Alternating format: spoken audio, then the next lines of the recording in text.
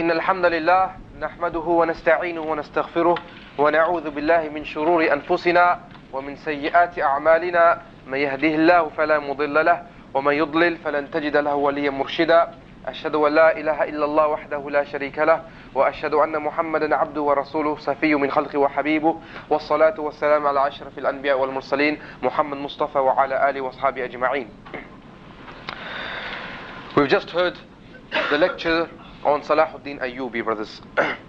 And 20 years before Salahuddin Ayyubi, 20 years before he recaptured Jerusalem from the hands of the Crusaders, a terrible man was born in Mongolia. His name was Genghis Khan. Okay, Genghis Khan, in 1167 he was born. And the Islamic State, or the situation of the Muslims at that time, was, similar to what it is today, really, in terms of that Muslims were split up into many different states. There was not one large Khilafah ruling the Muslim world. So, for example, Iran and Khurasan was run by Muslims, the Khawarizmi tribe. Sindh, Pakistan and Afghanistan was run by Muslims called the Ghawriyah. Sham, i.e. Syria and Palestine, was run by the Ayyubiyah. Iraq was ruled by the Abbasi. And Turkmenistan and Georgia was ruled by As-Salajiqa. These were the main states that were around at the time. Also at this time, bid'ah had spread through extreme Sufi groups, was very prevalent amongst the Muslims. The Mongols under Genghis Khan began their campaign of terror.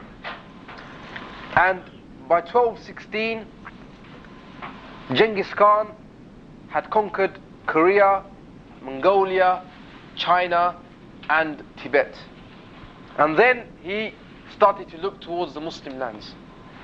And by 1219, the Khawarizmi, they were defeated, Iran and Khurasan. Then 1231 to 1242, Afghanistan, Georgia, Armenia, all these states, they were annexed and taken over by the Mongol horde. And what would happen is every single person would be terrified. And all the Muslim states in this situation, they submitted themselves to the Mongols. They didn't put up any resistance, or they didn't retaliate. Rather, they would invite them in, say, look, take over our country and don't cause a bloodshed. And so jihad was non-existent in the mind of the Muslims of these states. Now the Mongols, they became more and more brave until eventually they decided they were going to destroy the seat of the Islamic Khilafah, which was Baghdad. By the time the Mongols had reached Baghdad, the leader of the Mongols was a man called, in Arabic he's known as Huluku, and in English they call him Hulagu. Okay, Hulagu was his name. And he started to look towards Iraq.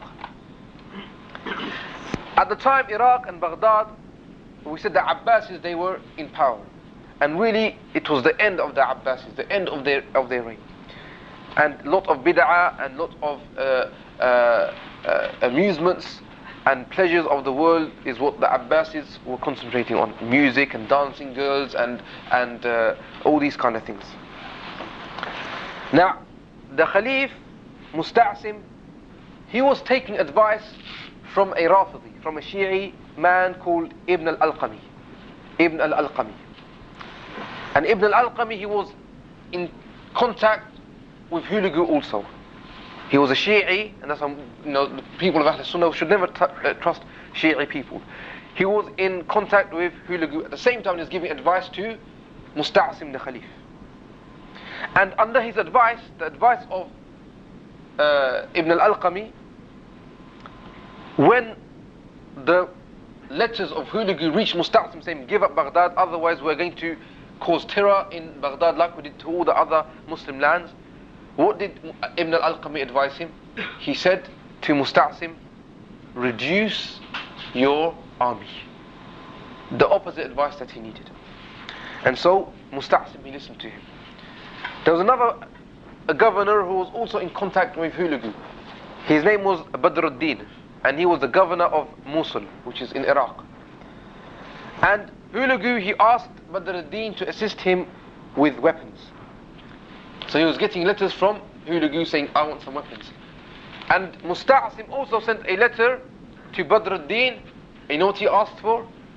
He asked for dancing girls and singing girls. And so look at the difference. One is asking for weapons, the enemy of Islam, and the other is asking for dancing girls and singing girls.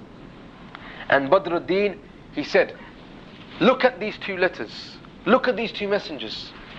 Today, cry for Islam and the people of Islam. Well, this is what this man was about, this Khalif.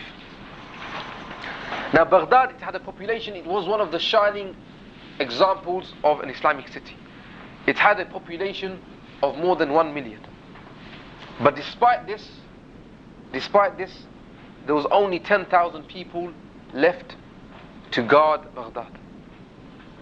The capacity of soldiers was much more, but the soldiers, many of the soldiers, they decided that they would stay in the masjids and they go in the marketplaces and they stay there and do dhikr and they make dua to Allah, oh Allah save us from the Tartars, from Hulagu and his people, and they just started making dua, and this is what they did. As some people call this false claim, the Jihad al-Akbar, as they say. And this is what they were doing. The Mongols, then they surrounded the city. And the Arab horsemen, compared to these Mongols, the Mongols, they looked tattered and they looked ratty and a ragtag army. And the Arabs, they looked like mountains. They had their armor and they had their large horses and they had their fine robes. But as one of the Muslim commanders, he said, كسرونا كسرة عظيمة. They completely and utterly demolished us. When they tried to even hamper their progress into Baghdad, they couldn't, in front of these ragtag Mongol horde. And then this advisor, Ibn al-Alqami, this Rafidi advisor, he said that to the Khalif, you should give up the city without any conditions. Just give up the city and surrender. So Musta'sim, he agreed. And he gathered 700 of his notables and his emirs and his princes and his scholars. He gathered 700 of these people to meet Hulagu. And Hulagu, what did he do? As soon as he saw them, he slaughtered all but 17 of them. They were all slaughtered. This was how he met them. And then Hulagu, he had a meeting with Musta'sim, one by one, face to face. And Hulagu said to him, give me the treasures of Baghdad. All the treasures you have in your palace, give it to me. So then Musta'sim then gave Hulagu gold and precious items and jewels. He gave him a lot of treasures. And then Hulagu said to him, he said, you are the host and I am the guest, so I deserve more. And it was said that when Hulagu said this to him, Musta'sim was shivering and quaking in his knees. He was shivering when he said this. And so Musta'sim then ordered the vaults to be opened, and he opened up huge treasures for Hulagu, and he said, here are the treasures of Baghdad. But Hulagu was not satisfied. He goes, I do not want this. Because Hulagu knew, because Ibn al-Alqami the Rafidi told him about the treasures of Baghdad. He said, I don't want this, I want more than this. So Musta'sim, he ordered the palace floor to be dug. And the palace floor was dug. He says that inside, when they dug it, it was like the size of a large lake, and it was full of blocks of gold bullion. Pure 100% gold was inside this lake that they had really, lake of gold was inside the palace. And you know what what Hulagu says? Hulagu then says to Musta'sim, this is all your gold, is it? He picks up a chunk of gold and he says to Musta'sim, now eat this. Eat this chunk of gold. And of course he can't eat the gold. He goes, how can I eat it? He goes, if you're not going to eat it, then what else are you doing with your gold? Why didn't you spend this gold on your armies? Because at least you would have been able to defend Baghdad. So if you're not going to do anything with it, why don't you eat it? At least do something useful with this money. And so he humiliated the Khalif in this way. And then it was said that the Khalif, he was placed in a sack, and then they wrapped him in like a rug, and they trampled him to death. they trampled him to death. And after they trampled him to death, Baghdad witnessed its massacre. Baghdad witnessed its massacre. And the massacre was so much that the people of Baghdad thought that these people, they were the Ya'juj and Ma'juj that, Allah's talked about in the Quran. And the Prophet ﷺ, they thought these people, the Mongols, they were the Ya'juj and Ma'juj. The Mongols, whoever they could see, men, women, old people, farmers, children, they killed. They didn't spare any single Muslim. People, to hide away from the Mongols, they hid in wells, they hid in sewers, they hid in toilets, they hid in graves. They ran up to the rooftops of their houses, and the Mongols would run after them, and then they would hack them down, and their blood would drain from the drains of the houses. They killed them in the masjids, and the famous story says that a Mongol woman would go to the masjid and find the Muslim there, and she wanted to chop his head off with her axe. Okay, she wanted to chop his head off, but she doesn't have her axe. And she says to the Muslim, wait there until I get my axe, because I've forgotten my axe. Okay? And so, against this female Mongol warrior, the Muslim would wait in the masjid, waiting for him to be beheaded. That is a level of, cowardice that had crept into the hearts of the Muslims. They burnt the books, and they used those books, and they burnt the books, and they even used some of the books like papier-mâché to make structures out of, to make bridges, to make all these structures. That's how much of, they said half the knowledge of the Islamic world had gone when Baghdad fell, because that was the seat of the Islamic learning. And the rivers, they began to flow with black, the ink of the books, after they had flown red with the ink, with the blood of those people who had been massacred. And the only people that were spared were who? Were the Jews and the Christians. They were the only people that were spared. And in fact, in the books of history it said that 800,000 Muslims had been massacred. 800,000 Muslims had been massacred in Baghdad. And Hulagu himself, after the huge rotting smell, he left. Right, he couldn't stay there anymore because of the huge rotting there after 40 days. And then it said after 40 days, when amnesty was declared and Hulagu had left, people then came out of their graves and their hiding places. And when they would come out of their graves, the father, he wouldn't even say salam to his son, because he didn't want people to know that he was a Muslim in case there was a Tatar somewhere lurking and he would kill him. That was the extent of the devastation. And so, in 40 days, 500 years of great Muslim civilization was destroyed at the hands of the Mongols. And when this happened, the Christians, they celebrated, because they were the Crusades were still happening, and they were celebrating that, look, Baghdad has failed, and they were very joyous and happy. They were very joyous and happy. And there's a lesson to be learned from this. Did they resist? They didn't resist. And humiliation fell upon these people. And if they were to read hadith of the Prophet ﷺ, they would have known that this humiliation has been ordained for any group of people who accept their humiliation. Prophet Muhammad ﷺ, he says in the hadith, in the Sahih hadith, إِذَا ضَمَّ النَّاسُ بِالدِّينَارِ وَتَبَايَعُوا بِالْعِينَ وتتبعوا أذناب البقر وتركوا جهادا في سبيل الله سلط الله عليهم ظلا لا يرفعه عنهم إلا وأن يعود المسلمين إلى دينهم. He said, if the people, they begin to hoard money and they become stingy with their money, and they begin to تبايعوا بالعينة. عينة is a type of contract in which interest is involved, but the way that interest is, it enters the contract is through a loophole, and people utilize that to get some interest. If they do this عينة contract, وتتبعوا أذناب البقر, and they hold on to the tails of cows, meaning their only concern is agriculture and making money and getting food.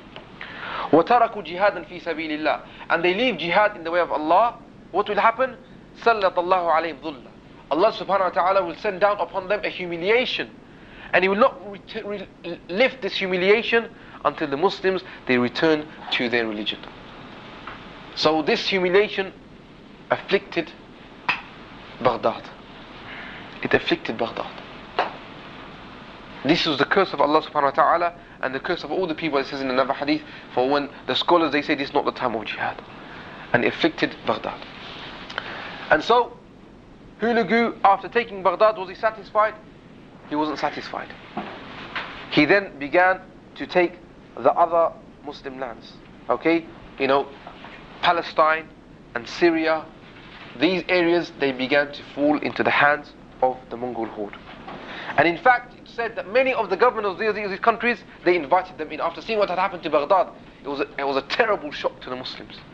500 years of civilization finished. The terror, it spread into the Muslim hearts, and a lot of the Muslims, they fled. They left their homes, their possessions, and they ran westwards towards Egypt. Egypt was the only place, the only sanctuary where there was Muslims still left who were ruling by the Sharia. All the other Muslim lands had fallen into the hands of the Mongols. And so Egypt, it became a refuge for the fleeing Muslims from the Tartars.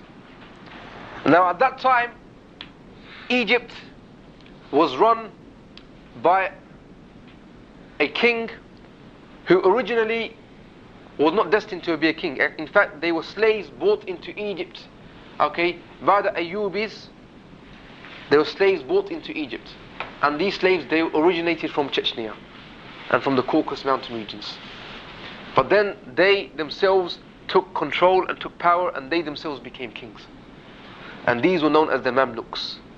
In Islamic history, if you ever hear of the Mamluks, these were these people. They were controlling Egypt.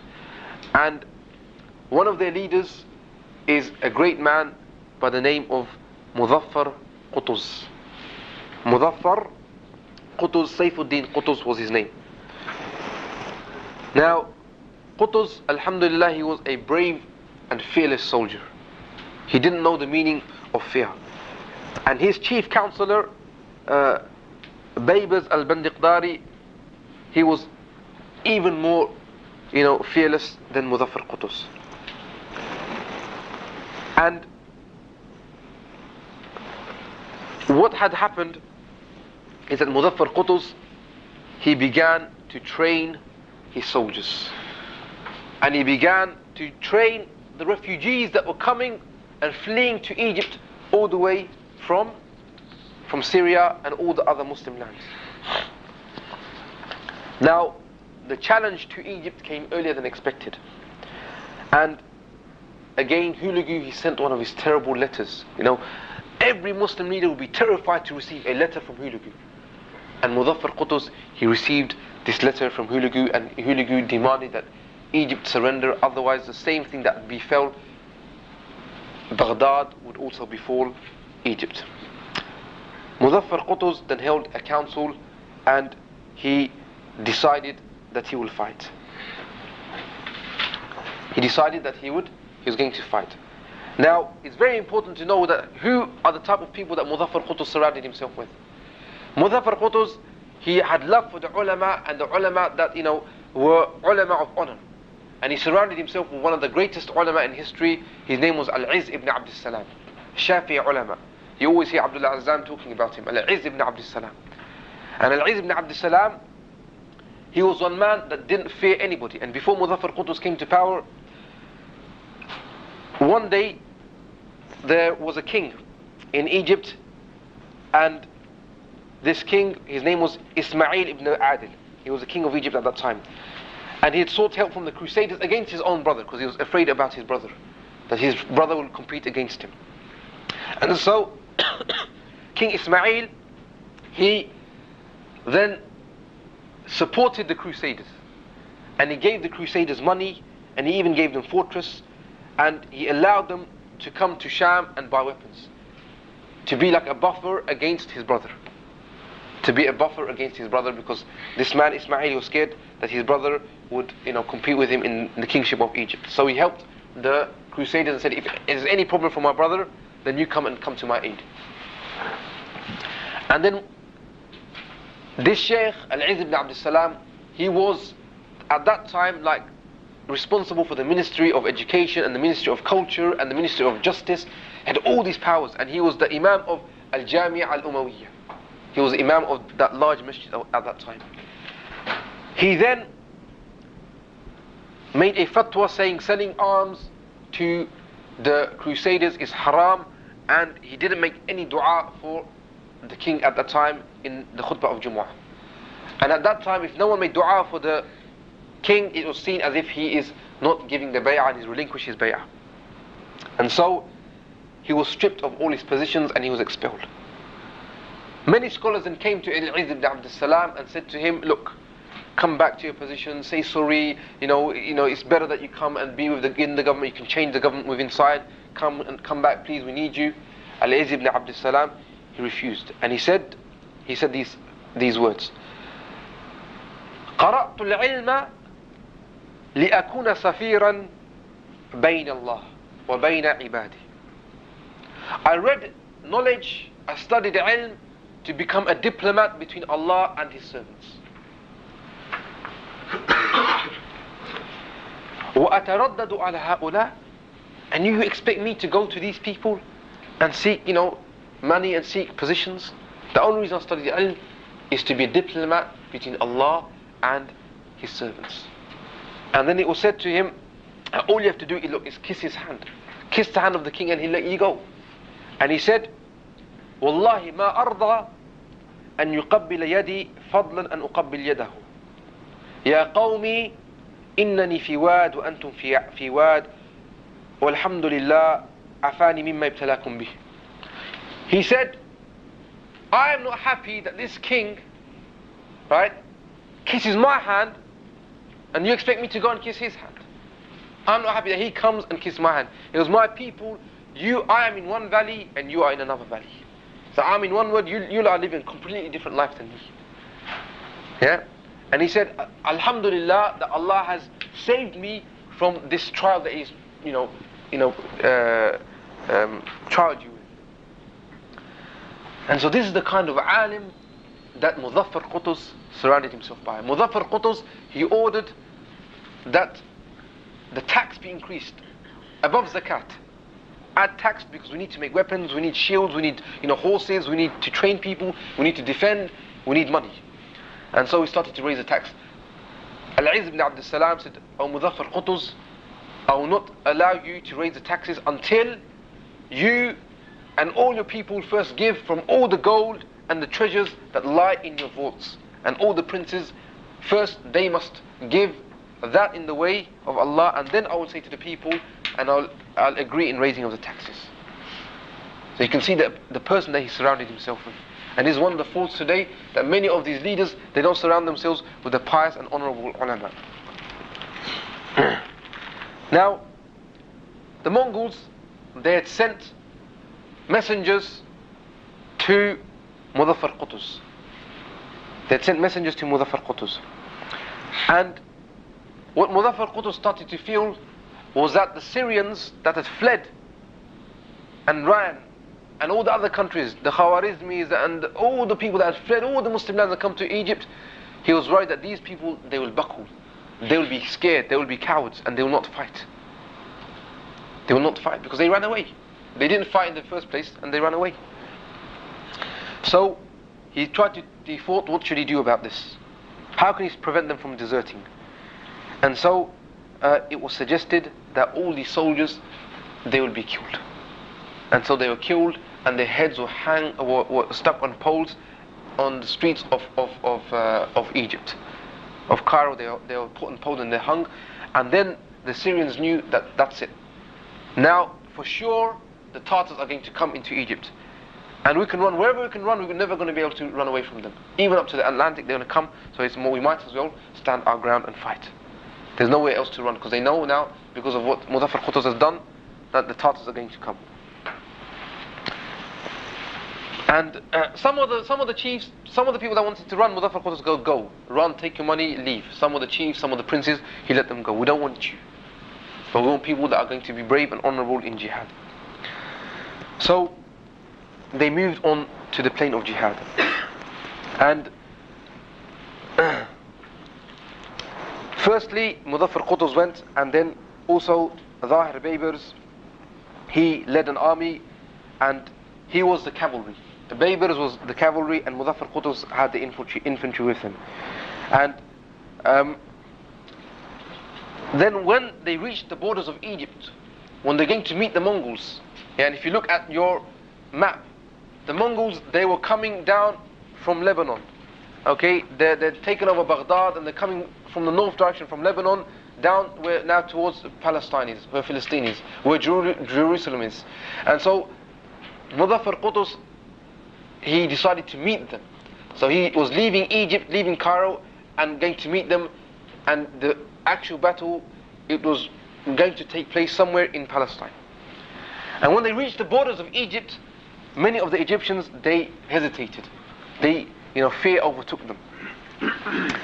And then Muzaffar Qutuz, he said he would fight the pagans single-handedly and on his own if necessary.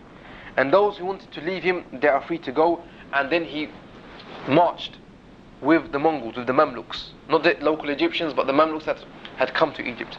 He marched forward and said, I'm going to leave you alone. Even if it's me on my own, I will fight these people. And then the rest of the Egyptians, they joined and they followed the example of their leader. Now, the Mongols, they were known for their quickness. They were known that they would, when the Mongols would take over any country, or they'd move across land, they'd move very rapidly. But Muzaffar Qutuz was also very fast, and the Mongols were also very fast.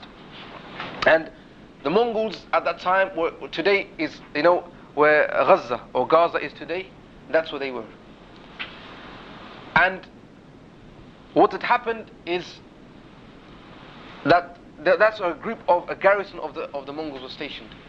And Muzaffar Qutuz immediately sent Zahir Baybars on his cavalry to chase after them, and before they could even flee, they were mown down, that garrison of Mongols, by Zahir Baybars. Now, the Egyptian army and the Mamluks, they marched up and they reached an area called Ain Jaloot, the valley of Jaloot, right, which is just near Gaza is. Okay, Gaza is below Jerusalem, near where Gaza is, not too far away. And he marched, and on his side there were 12,000 soldiers. Okay, 12,000 soldiers of the well-trained and disciplined soldiers of the Muslims. Now, we need to talk a little bit about these two armies. The Mongols, they had a huge army, and they were known for their rapidness, and they were known, for example, the Mongols, their army was so huge that they couldn't move across a land in one line, because there wasn't enough grass or fertile land for their horses to take. So they had to search for fertile land, and they would flank their enemy, and they would surround their enemy, and they'd move rapidly. Before the enemy even knew it, before the people of Baghdad knew it, they'd completely surrounded Baghdad. They moved like this, like lightning. Because in the steppes of Mongolia, from a very natural, early age, they were known to be, they were used to riding the horse. They were used to the horses, and the type of horse that was bred there was a very fast type of horse. And what they would do, they'd surround the army, and then they were experts at using the longbow. And when they surrounded the army, they would fire from a distance at the army, and when the army would be disorientated and would be in complete and utter confusion, then they would march and strike at the army. Okay, so they'd confuse them first from far distance, and then they would strike. Similar tactics is used by the Americans today when they fire from high altitudes and bomb from high altitudes. And it was very difficult to find an army of the Muslims that could match the Mongols. And it's very difficult for the Muslims to train in a few months' time people to match these Mongols.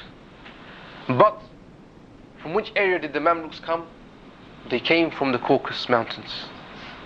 Okay, they were the original Chechen people. They came, and they also had a similar training as the Mongols had had. And so here you had two mountain people meeting at the valley of Ain Jaloot. The two armies, they met at this valley of Jaloot, and the Mongols, and alhamdulillah, this was the planning of Muzaffar Qutuz. It was a narrow valley, and the Mongols with the huge armies, okay, they had to fit into this narrow valley. This time they were not capable of flanking the Muslims, because on either side of this valley were marshes called the Baysan marshes. And they couldn't go into these marshes with their armies. And so they all had to cram into this narrow valley, and they couldn't maneuver, and they didn't have the liberty to maneuver.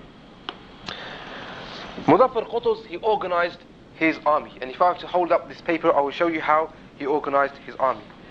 If you imagine that this is the valley of Jaloot here. On one side of Jaloot, here was Mount Jilbawa, and here was the river of Jaloot. Muzaffar Qutuz here, okay, he placed the Syrian army and all those people that were refugees, he placed them at the front. I.e. the weakest troops, he placed them at the front, which was a very strange tactic. Then he had them flanked on either side with Mamluks, i.e. the fierce, the strong, the ones that were not afraid and could stand and withstand the enemy. And then also he had units of Mamluks behind the Syrians. And between each unit, as you can see, he left gaps. He left gaps. And right here was the cavalry unit of Baybers. This was the cavalry unit. Now,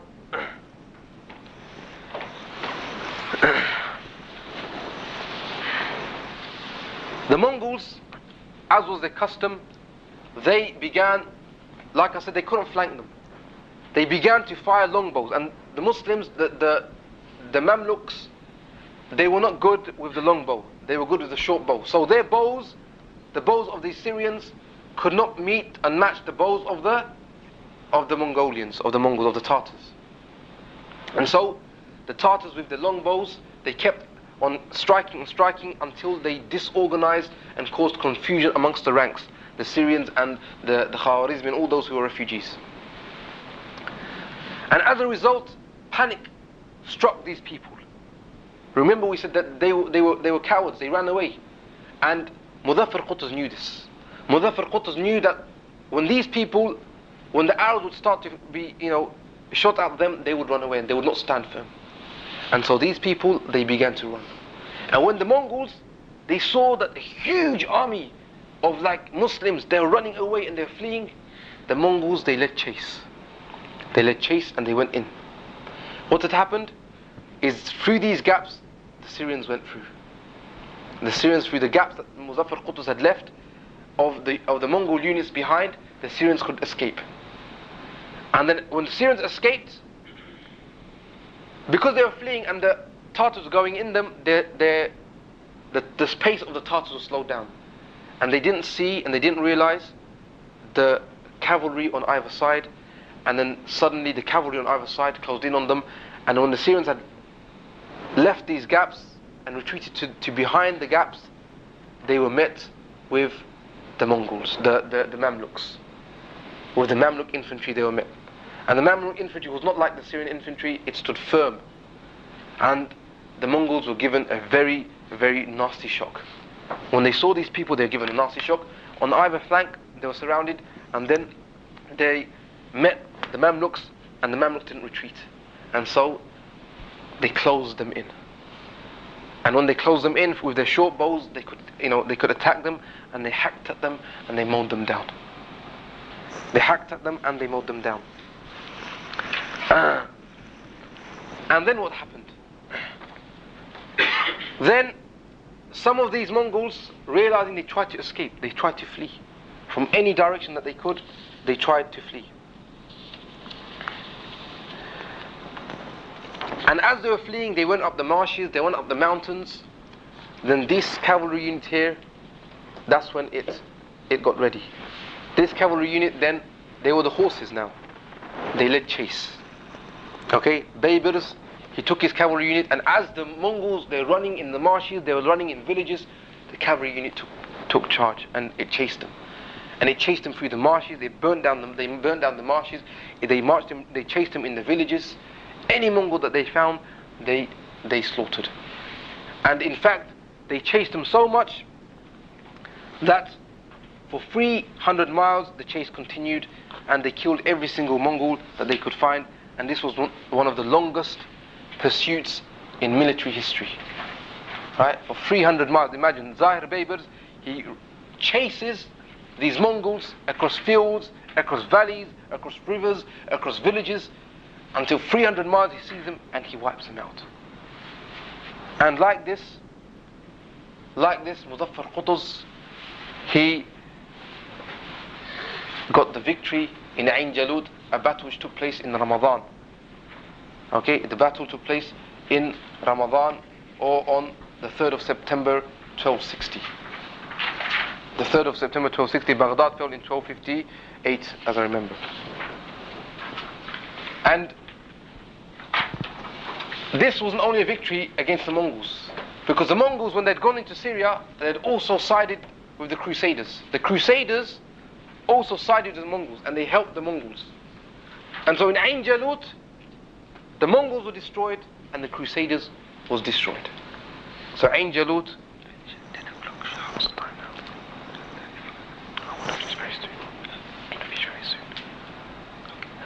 So Ain Jaloot was a battle in which the terror of the Mongols and the terror of the Crusaders was finished in one go. And that's why, as Muslims, we need to remember this battle. And then Muzaffar Qutuz, he continued to take, Palestine and Syria, and establish Islam in those areas. Now,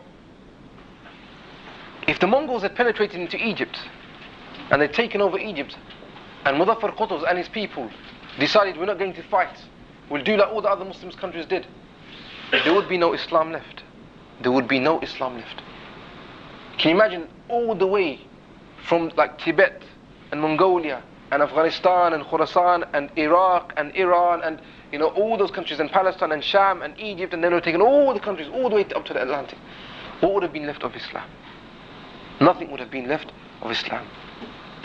And because of these 12,000 people, only 12,000, all of Baghdad didn't want to fight. And all the other Muslim countries, they didn't want to fight. But these people, they knew the odds that were against them. They knew the odds that were against them. And they decided that they would fight. Only 12,000 against a horde numbering 200,000. And Allah subhanahu wa ta'ala brought victory for these band of people. أقول قولي هذا أستغفر الله لي ولكم سبحانك اللهم وبحمدك أشهد أن لا إله إلا أنت أستغفرك وأتوب إليك.